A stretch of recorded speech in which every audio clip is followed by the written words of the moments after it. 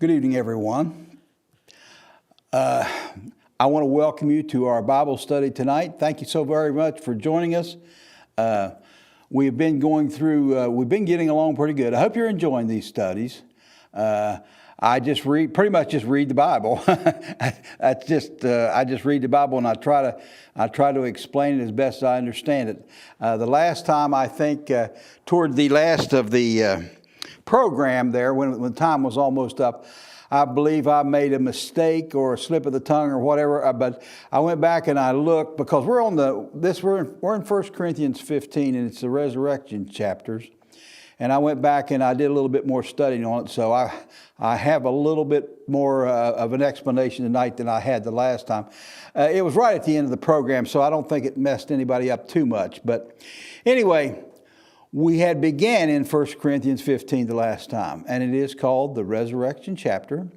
And the first four verses there, it's talking about, Paul is talking about the gospel that he preached. And of course, part of that gospel was the resurrection of Jesus Christ. So it fits right in. That's what he would naturally begin with. And then after that, he talked about those who had seen Christ after his resurrection. He was on the earth for 40 days before he ascended into heaven. And several people had seen him, and they list them there. They list part of them there. And then after that, it's talking about those who do not believe in the resurrection, and you know, just what kind of shape we're in if we don't believe the resurrection. But I had pointed out to you that it had said, and I'll read it again here in just a second, but I'd pointed out to you that Christ was called the first fruits.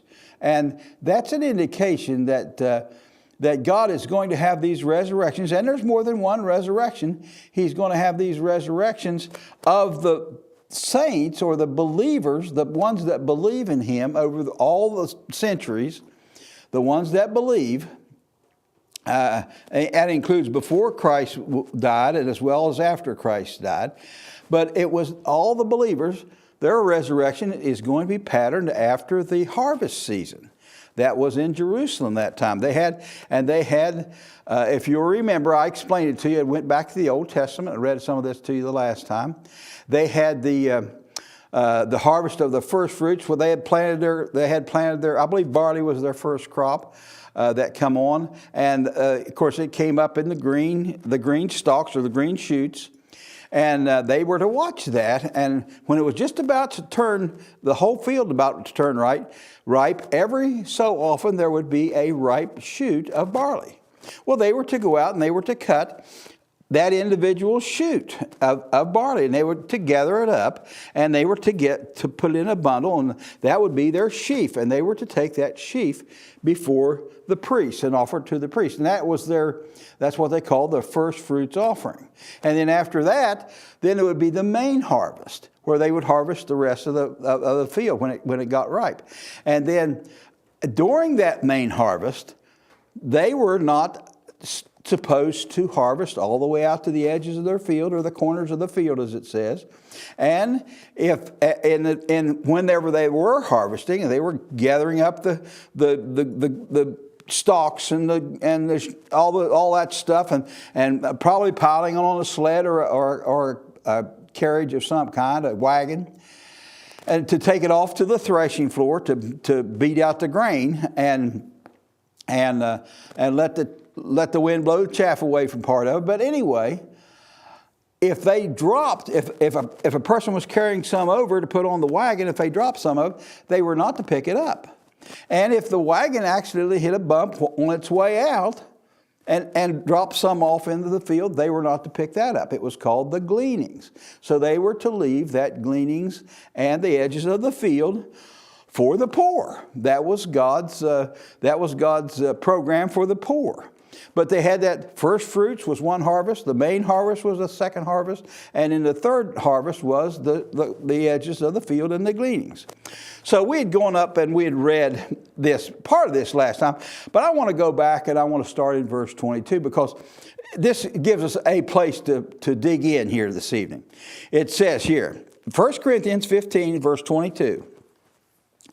It says, "For as in Adam all die, so now you know yourself that we are all, born of Adam. Adam was the first person created, and then of course Eve, and then from that come all the human beings of the earth. So we are all from Adam. So all of us down through the years have all died. So that's what it's talking about here. As in Adam all die. But this is the good part. Even so, in Christ shall all be made alive. That's that same all. So that's just not talking about believers. That's talking about all people from all time is going to be resurrected. But there's going to be differences in resurrections. Let's go on here. Verse 23, it says, but every man in his own order. Now there are an order. God has order to the way he does things. And this is what it's talking about here. Every man in his own order, every man or woman in their own order. Christ the first fruits. Well, Christ was the first one resurrected. He was the first one resurrected. And then it says, and he was the first of the first fruits. There were a few first fruits that were resurrected at the time that Christ, once he was resurrected, I read that to you the last time too. I'll remind you of that verse here when we get on down to it. But anyway, afterward, they that are Christ at his coming. So the first fruits was resurrected. Those who were believers were, at that time, if they were resurrected just right after Christ was resurrected, then they were the first fruits. And then at his coming, to meet the ones that he gathers into the air, which is going to be the main harvest, all the way back, all the believers, all the way back, from the time that he was crucified and paid the price for all those people who have died believing that Christ was their Messiah, their King, and believing in this gospel of Paul that they would be resurrected just like Christ was resurrected. All of them will be resurrected in the air and meet him in the air. So at his coming, they will meet him. And then that leaves a small fraction after that. And we'll talk about that in a minute. But now last week I had started into Daniel 12. And I was reading down through there and I ran out of time. So let's go back and pick it up. And I'm going to start just a little bit behind where we started. But I'm not going to go all the way back to verse 1. Let's start in verse 8. This is Daniel, and he's talking about the time of the end, or the prophecies for the time of the end. It says, and I heard, or Daniel says, I, Daniel, heard, but I understood not. Then said I, O my Lord, what shall be the end of these things? Verse 9, and he said, go thy way, Daniel, for the words are closed up and sealed till the time of the end. That's our time right now. That's why some of these truths are coming out. That's why it's being opened up to us these days. Anyway, verse 10 here. Many shall be purified and made whole and tried, but the wicked shall do wickedly, and none of the wicked shall understand, but the wise shall understand. And from the time that the daily sacrifice shall be taken away. Now this was a prophecy to Israel and to the house of Israel. Now he's talking about during the tribulation, and I don't have time. This is not a study on learning about that because I'd have to go into Revelation. I have to use Daniel and go back and prove some things to you. But what he meant, the tribulation is going to be a 7-year period of time. I'm just going to tell you, you'll just have to accept it unless you want to read it in your own Bible yourself. But it is going to be a 7-year period of time, the tribulation is. But it's going to be divided up into 3.5 years and 3.5 years. And the last 3.5 years is what God calls the day of his wrath, or the great tribulation. So anyway, that 3.5 years is 1,260 days, and then 1,260 days after that. But at the beginning of that 7-year period, Israel is going to be allowed to build their temple back. Now it probably most likely will be a prefab temple that's already set aside, already built up. All they have to do, they could probably set it up in less than a week or not very much longer than that. And then they're going to start sacrificing just like they did in the Old Testament. So they're going to go back to that. So they will be they will be doing sacrifices all during those first 3.5 years of the tribulation. Well, then it says here, so we get to verse 11 here. And it says, and from the time that the daily sacrifice shall be taken away. So this is at the midpoint of the tribulation. They're going to make them stop that daily sacrifice. And the abomination that maketh desolate set up, there shall be 1,290 days. So we're talking about, when you say that's 1,290 days, that's 30 more days than 1,260. So this is actually 30 days after Christ returns to earth. His feet are going to be on the Mount of Olives, but it's going to be about 30 days after that, or 30 days after that, according to this prophecy here. Blessed is he that waiteth, and cometh to the 1,305 and 30 days. So here we're talking about another 45 days. So there's going to be 30 days after the tribulation, after Christ returns back, and then another 45 days. So there'll be 75 days in all. But go thy way till the end be, Daniel, for thou shalt rest and stand in thy lot. So he is going to be in his lot, or in his order. What it says over there, in his order. He's going to be brought up and resurrected in a certain order, a certain time, at the end of the days. So he's going to be in his order, just like the rest of us. And those are going to be the Old Testament believers, most likely, and they're going to be included in a resurrection. All right, now let me go through these resurrections, and I prayed about this, and I've asked God about this. And this is the best way that I can know of to explain it to you. So we will have this first resurrection of the believers, will be the first fruits resurrection. Well, Jesus Christ was the first of the first fruits. You can go back to Matthew 27, 51 to 53, and I read it to you last week. And you can read in there that there were people that were raised up out of their graves at that time and walked into Jerusalem. Now, I'm assuming that those are the first fruits, along with Christ, who was already resurrected, because it says in verse 53 that they were resurrected after Christ was resurrected, so that's important. But anyway, they come in and they were resurrected. They went into Jerusalem. Now, I assume that those were the first fruits resurrection.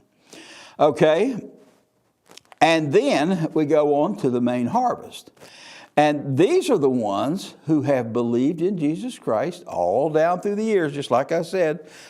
It's been 1,900 plus years. Our year now is 2020.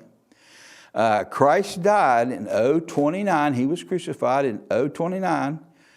AD, so in 2029, that's only 9 years away from right now. He was crucified in the spring, but so it's not that much farther than just 9 years away from this spring. So anyway, those ones that have believed all down through these last almost 2,000 years. Now you can imagine how many people that has been. That's going to be a pretty good sized harvest. That's going to be, all those people are going to be, that have died, are going to be resurrected, okay? This is the main harvest of believers. And this is the time of the rapture, or the gathering of the saints in the air. And these are referred to in Daniel as the wise, as the ones that were the wise in faith. And then we have this third resurrection, or the third harvest, which was the corners of the field and the gleanings. And the way I understand it is that there's an extra 30 days, and then there's another extra 45 days. Now, I'm not exactly sure of this, but the Bible indicates that that's when those believers in the Old Testament, like Daniel, David, Samuel, all those men in the Old Testament, Noah, all those men that believed in God, Abraham, Isaac, Jacob, all those, that's when they will be resurrected at somewhere in that 30 to 75 days, or in that 30 to 75 days. Now it might be that they are resurrected in the 30 days at the 30 days, and then in the 75 days might be those people who during the tribulation. The 144,000 is going to go to all the world, according to Revelation, and they will preach the gospel of the kingdom, which is the same gospel that Christ preached. And there will be people who believe in that. And many of them will die a martyr's death. They will be resurrected as well. So they may be resurrected in the 75-year period. So we already have, so these are all the believers. They have at least three resurrections. And then on that, it's 30 and 75, it might be two more resurrections. I don't know. It's up to God, whatever He wants done. But then the Bible speaks of another resurrection. It talks about the great white throne judgment. Okay? And this is when all the rest of the people who have ever lived will be resurrected, and they might not be resurrected at the same time. I don't know. I don't think the Bible really clearly delineates that. But all people will be resurrected, like we just read. All people will be resurrected. But these are not the believers. These are not the saints.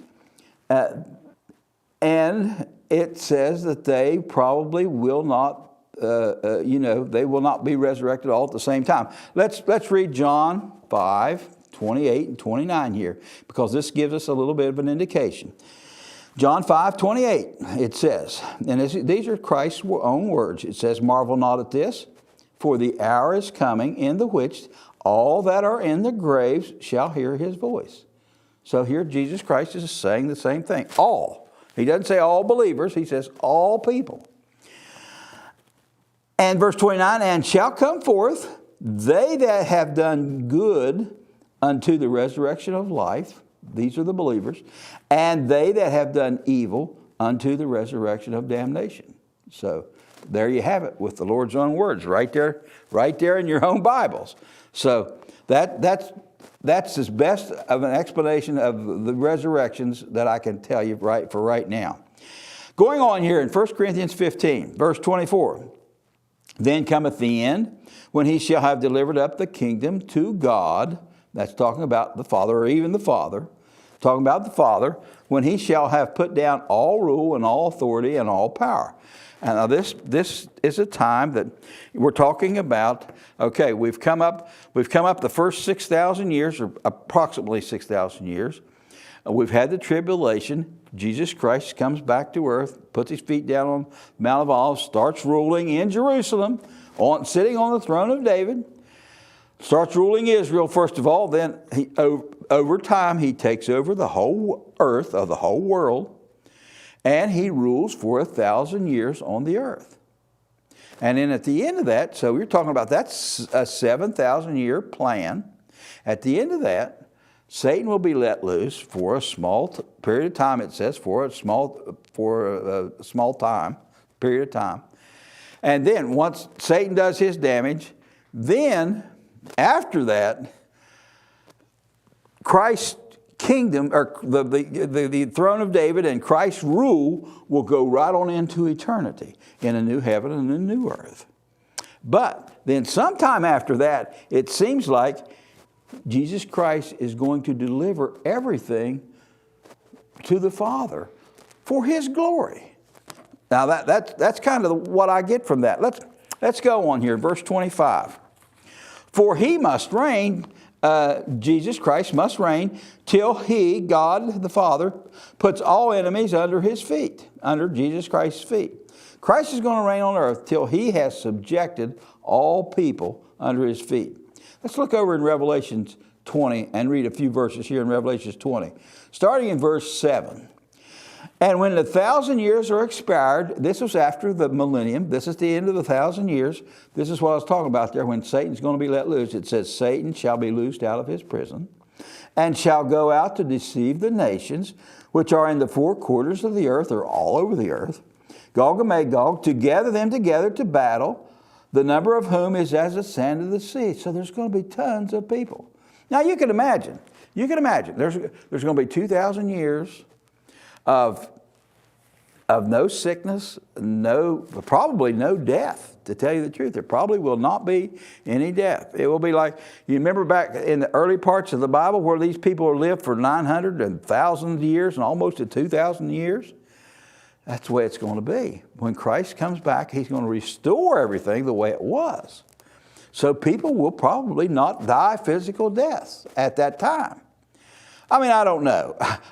I'm speculating on that. I don't know that for sure. But anyway, it's possible. But anyway, so they have lived, some of them have lived nearly 2,000 years, and then without Satan. It's not like the way we live today. Satan influences our society. Satan influences our TV. Satan influences our countries and all the strife that we have between them. Satan influences our own self. You remember back in Romans 7 where Paul says all that I would do, I do not. And that I do, I would not. You know, he was talking about a struggle within himself, even after he was a believer, because he was still... Even though God looked at him, God saw the cloak of righteousness that He had put on him because he was converted individual, just like He does us. He doesn't see that. He doesn't see that problem that we have because we are sons and daughters of Adam. He doesn't see that, but after we are converted. But we still have that in us. And we still have to struggle within ourselves. And of course, Satan plays on that. Every minute, you know yourself that every minute something can come into your mind. Something can come into your mind and cause you a problem about sinning. So anyway, they at the end of 2,000 years, whenever they have never even experienced Satan, now can you imagine what it's going to be like when He's let loose? Can you imagine? I know how bad it is today. How bad is it going to be whenever they've never experienced Him before? It's going to be, I'm afraid it's going to be terrible. I really am. Okay, let's go on here.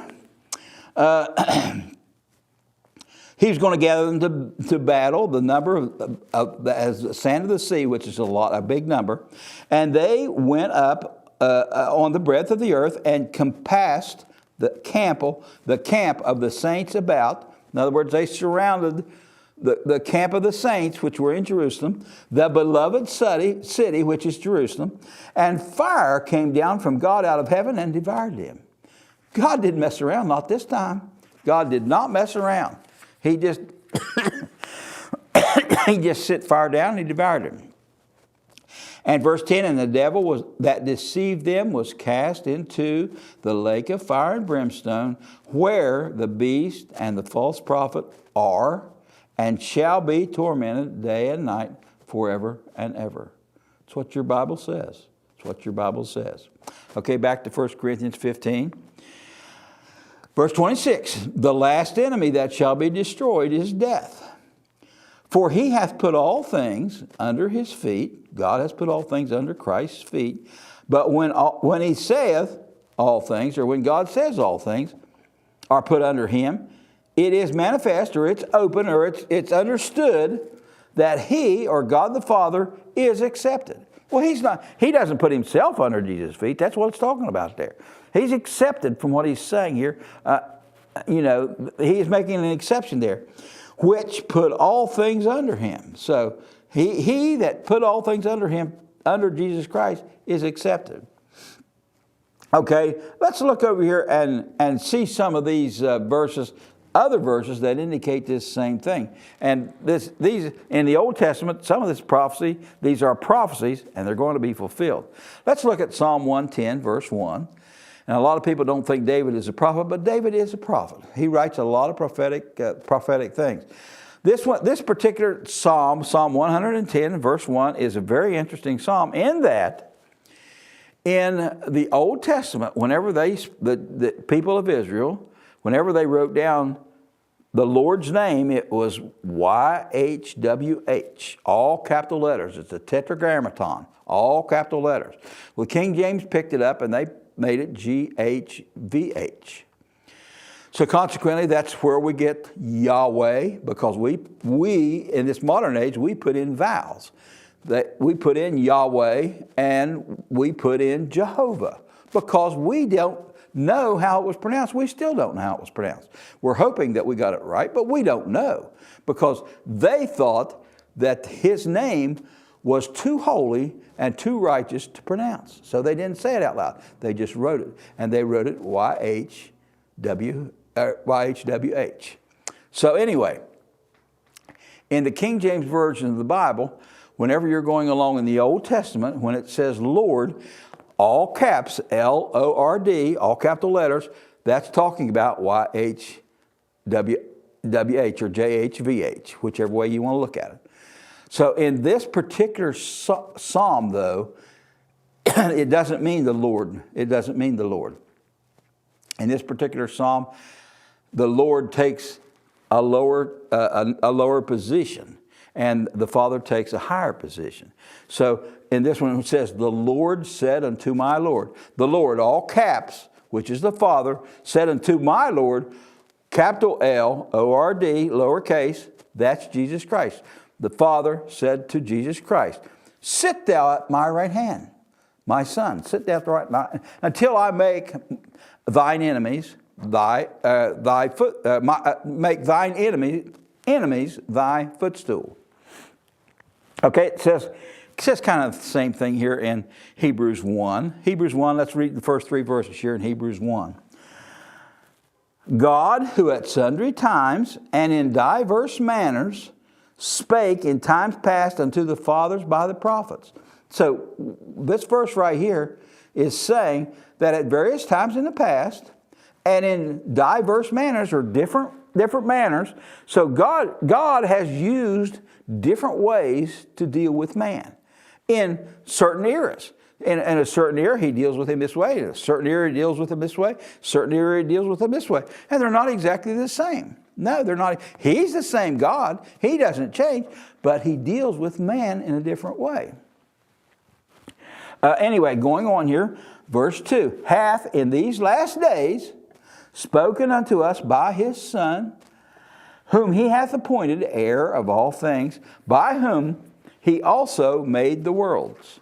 That is a verse there that says Jesus Christ, the Son of God, made the worlds, made the universe. He was the creator.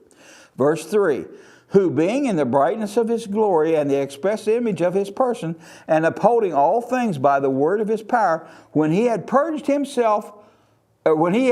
himself purged our sins at his crucifixion, sat down on the right hand of the Majesty on high. Now that's what has happened. You know, that's what's happened. Will happen later on too. Daniel 7:13, I saw in the night visions, and behold, one like the Son of Man came with the clouds of heaven, and came to the Ancient of Days, which was the Father, the Ancient of Days, and they brought him near before them. They brought the Son near before the Ancient of Days. And there was given him dominion, the Son that is, and glory, and a kingdom, and all people, nations, and languages should serve him. His dominion is an everlasting dominion, which shall not pass away, and his kingdom, that which shall not be destroyed. So Christ's kingdom, even though he's sitting here on this earth, and this earth's going to pass away, even so he's sitting here, David's throne is going to be there. He's going to be sitting on David's throne. At the end of the 2,000 years, Satan's let loose, but Christ's kingdom is going to continue on. And it will be a new heaven and a new earth. Isaiah 9:6. I'll show you an interesting verse here. For unto us as a child is born, talking about Christ. Unto us a son is given, and government shall be upon his shoulder, and his name shall be called Wonderful, Counselor, the Mighty God, the Everlasting Father, the Prince of Peace. Calling Christ the Everlasting Father. Remember when he said to the apostles, if you've seen me, you've seen the Father? That's what it's talking about here. Of the increase of his government, peace, there shall be no end. upon the throne of David and upon his kingdom, to order it, to establish it with judgment and with justice, and henceforth even forever. The zeal of the Lord of hosts will perform this. My time is up. I wanted to explain a little bit more, but my time is up. Thank you so much.